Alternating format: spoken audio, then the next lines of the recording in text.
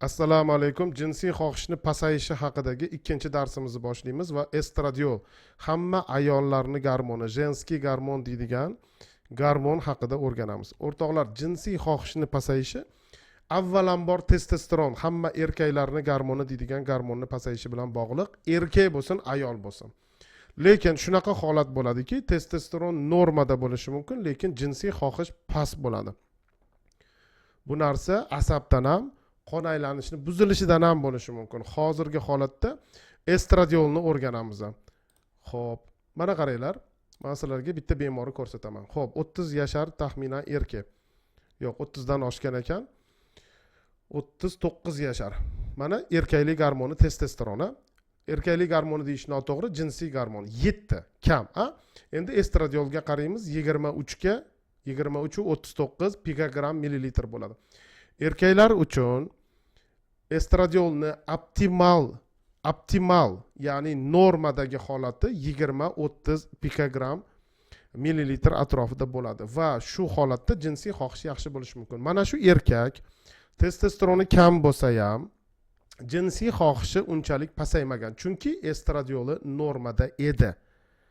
Tushundinglarmi? Avvalgidan o'zgargan, lekin impotent bo'lib qolmagan. Aslida 7 testosteron sizni o'layotgan mahalladagi bitta qari cholnikidan 2 marta kam.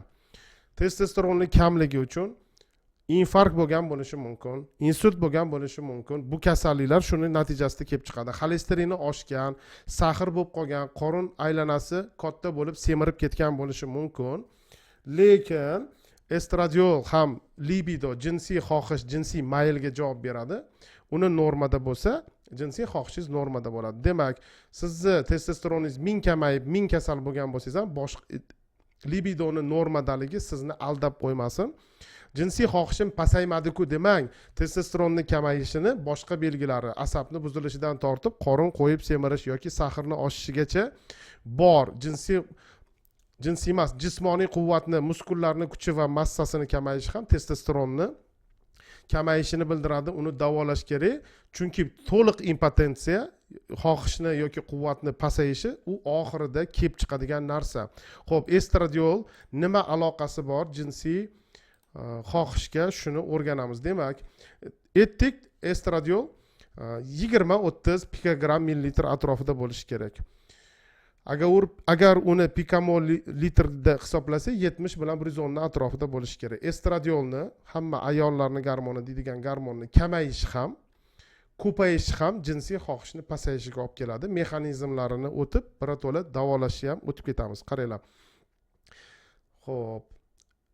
Mana ba'zi bir haligi zalga boradigan odamlar testosteron qabul qiladi va estradiolni pasaytiradigan preparatlar qabul qiladi. Yoki ko'kragida o'smasi bor ayollar estradiol yoki matkasida o'smasi bor ayollar estradiol qabul qilishi mumkin va bunaqa holatda juda ham estradiol emas, anastrazol, letrazolga o'xshagan estradiolni pasaytiradigan preparatlarni qabul qiladi va bunaqa holatda ularni estradioli deyarli o'sha 20 dan kamayib ketadi, 0 gacha tushib ketishi mumkin. Bunaqa holatda jinsiy xohishi pasayib ketadi, erkak bo'lsin, ayol bo'lsin. Mana o'sha testosteroni 100 bo'lishi mumkin. Zalda yurgan yigitlarni 200-300 ni ham ko'rganman. Lekin xohishi past bo'ladi, sababi estradiol kam. Xo'p, keyingisi juda ham ozg'in erkaklar bo'ladi. Juda ham ozg'in. Butun tanasida 3 kilo, 4 kilo, 5 kilolik juda ozg'in erkaklarni ko'rganman. Estradiol yog' to'qimada hosil bo'ladi va jigarda hosil bo'ladi aromataza fermenti yordamida. Mana shunaqa holatlarda ularni jinsiy xohishi pasayib ketadi, testosteroni norma bo'lsa ham. Birinchi o'zi testosteronni tekshiringlar, lekin boshqa sabablari ham bor deb aytib bermoqchimiz. Buni doktor bo'lsa, o'zi tekshirib sizni davolaydi. Xo'p, keyingisi testosterondan estradiol hosil bo'ladi. Testosteronni kamayishi estradiolni ham kamayadi. Ikkalasi kamaygandan keyin jinsiy xohishingiz pasayib ketadi. Xo'p.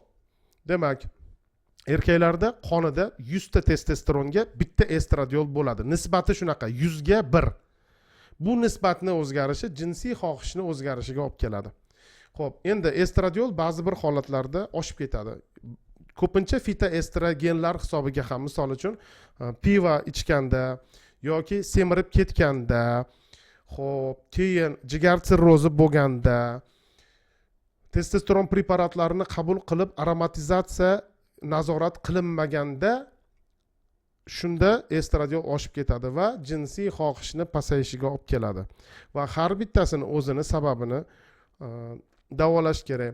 Mexanizmi estradiol yuqori bo'lganda lyuteinlovchi gormonni kam ishlab chiqarishiga sabab bo'ladi. Bu testosteron ishlab chiqarishni kamayishiga sabab bo'ladi va bu jinsiy maylni jinsiy xohishni pasayishiga sabab bo'ladi. Lekin testosteron kam bo'lmasa ham uni nisbati estradiolga o'zgarsa, misol uchun oddiy semizligingiz hisobiga estradiolingiz ko'p. Oddiy semizlikni hisobiga sizni jenskiy gormoningiz ko'p. Qorin qo'yib semirgansiz, ko'kragingiz ham Arnold Schwarzeneggernikidek emas, semiz kampirnikidek pastga osilib turibdi. Bunaqa holatlarda sizni 1000 testosteroningiz qancha bo'lsa ham jinsiy xohishingiz past bo'ladi va buni sababini davolash kerak. Xo'p, bugungi ikkinchi darsimiz shu haqida edi. Darsimiz qisqa bo'lyapti demanglar, bir nechta seriyadan iborat, keyingi seriyalarni ham ko'ringlar. Xo'p, undan tashqari ba'zi bir odamlar xo'p, adresingiz qayerda yoki konsultatsiya qilmoqchi bo'lsak, qayerga murojaat qilamiz deb so'rasa, mana qaranglar, men o'zi Levelmed degan klinikada ishlayman. Har kuni ishlaymiz. Dushanbadan shanbagacha 6 kun ish. Faqat ertalab ochiq qoringa kelish mumkin. Analizingiz bormi, yo'qmi? Sizning qo'lingizda 100% kerak analiz yo'q. Men aniq bilaman, siz nima tekshirishni bilmaysiz. Davolash uchun to'liq tekshirib, to'liq keyin davolaniladi. Mana bu klinikaning adresida, lokatsiya qayerda, adresi emas, kechirasizlar, telefoni. Mana shu bitta odam hamma telefonni ko'tara olmaydi. Bemalol mashinga telefon qilib, borsa bo'ladimi? Ishlayapmizmi? Bayramda dam olamizmi? Soat nechiga borish kerak?